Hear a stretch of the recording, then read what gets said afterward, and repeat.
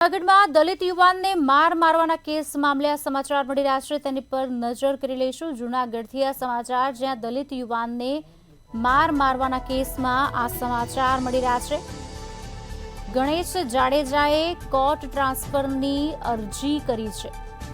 આપને જણાવી દઈએ, જૂનાગઢથી અન્ય કોર્ટમાં કેસ ચાલે તેવી અરજી કરી હતી, ત્યારે શહેર એનએસયુઆઈ પ્રમુખ અને દલિત યુવાનને મારવાનો કેસ ચાલી રહ્યો છે, ત્યારે સેશન્સ કોર્ટ દ્વારા જૂનાગઢ દ્વારા આ જે અરજી છે તે નામંજૂર કરવામાં આવી છે।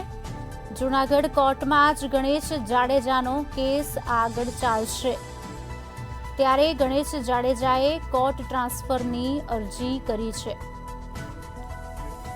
જૂનાગઢથી અન્ય કોર્ટમાં કેસ ચાલે તેવી અરજી કરવામાં આવી હતી। શહેર એનએસયુઆઈ પ્રમુખ અને દલિત યુવાનને મારવાનો આ કેસ છે। આજ અંગે વિગત આપશે મારા સંવાદદાતા અમર બખાઈ ફોન લાઈન પર જોડાયા છે। અમર, શું વિગતો? ચોક્કસ કે જે રીતે જૂનાગઢના પૂર્વ એનએસયુઆઈના પ્રમુખ અને દલિત યુવાનને મારવાના કેસમાં જે રીતે ગણેશ જાડેજા જેલમાં હતા, બાદમાં તે મુક્ત થયા છે, પરંતુ હવે હાલ તેમણે છે તે કોર્ટ ટ્રાન્સફરની અરજી જૂનાગઢની કોર્ટમાં કરી હતી અને જૂનાગઢથી અન્ય કોર્ટમાં કેસ ચાલે તે માટેની અરજી કરવામાં આવી હતી। સમગ્ર મામલે સેશન્સ કોર્ટ જૂનાગઢ દ્વારા અરજી નામંજૂર કરવામાં આવી છે અને આ કેસ જૂનાગઢ કોર્ટમાં ચાલશે તેવો હુકમ કરાયો છે।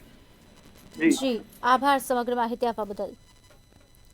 જૂનાગઢ કોર્ટમાં જ હવે આ ગણેશ જાડેજાનો કેસ આગળ ચાલશે।